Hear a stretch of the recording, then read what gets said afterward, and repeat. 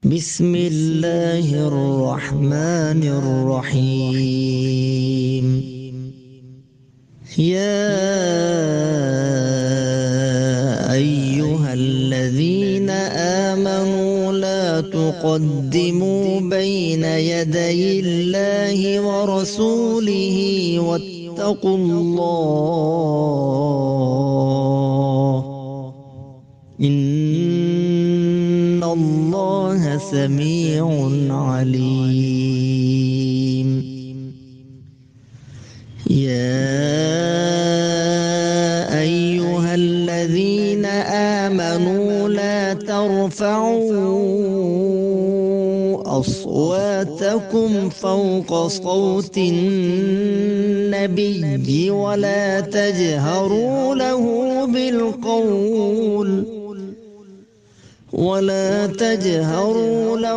بالقول كجهر بعضكم لبعض أن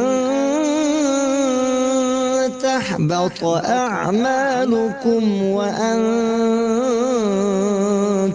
لا تشعرون. إن الذين يغضون أصواتهم عند رسول الله أولئك الذين امتحن الله قلوبهم للتقوى لهم مغفرة وأجر عظيم.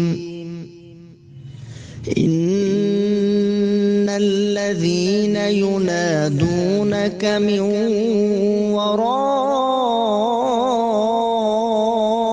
الحجرات أكثرهم لا يعقلون.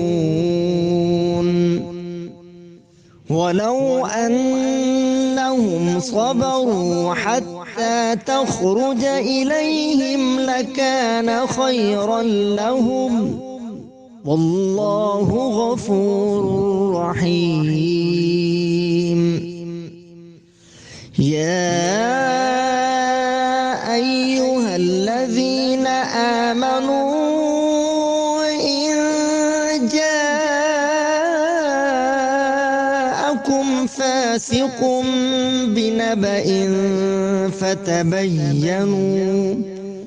فتبينوا أن تصيبوا قوما بجهالة فتصبحوا على ما فعلتم نادمين.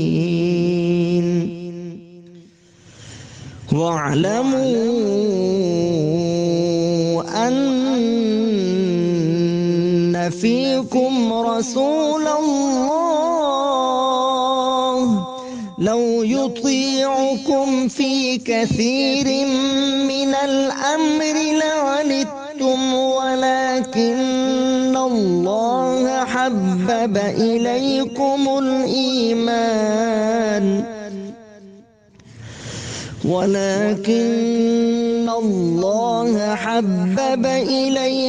الإيمان وزينه في قلوبكم وكره إليكم الكفر والفسوق والعصيان أولئك هم الراشدون فضلا من الله ونعمه والله عليم حكيم.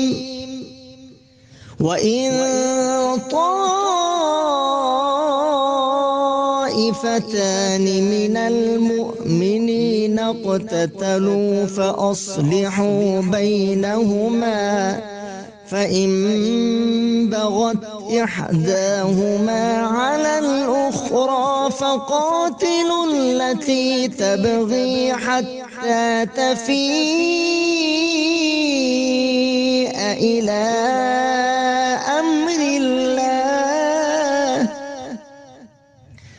فإن فاءت فأصلحوا بينهما بالعدل وأقسطوا إن الله يحب المقسطين إنما المؤمنون إخوة فأصلحوا بين أخويكم واتقوا الله لعلكم ترحمون صدق الله العظيم.